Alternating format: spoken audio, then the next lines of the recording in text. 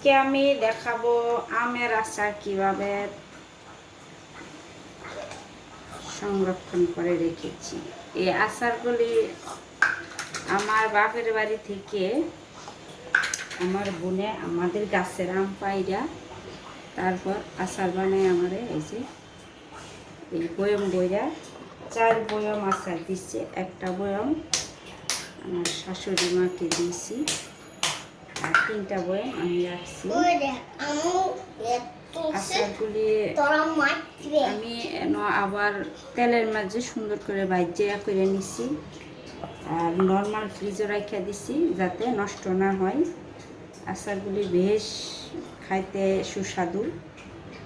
3 বয়ম আচার মিনিমাম 1500 টাকার উপরে খরচ গেছে।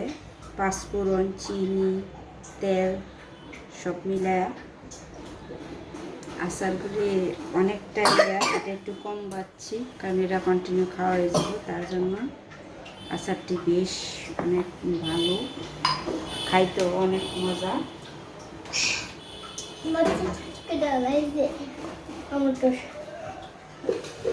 অনেক সুস্বাদু।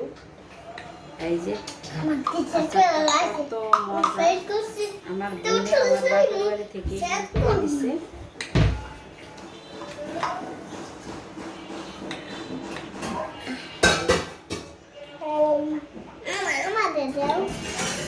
আচার সবার পছন্দের জিনিস, খাইতে সেই সুস্বাদু, হালকা ঝাল হালকা মিষ্টি।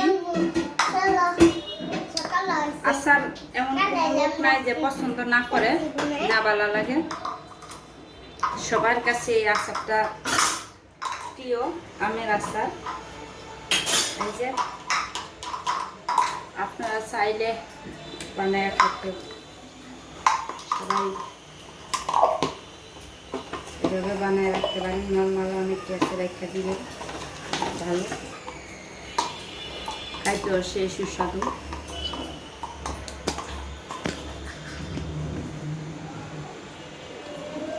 এটা সবারই পছন্দের একটা জিনিস।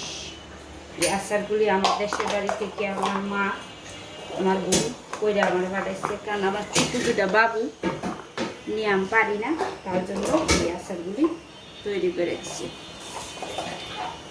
সবাই ভালো থাকবেন, আল্লাহ হাফেজ।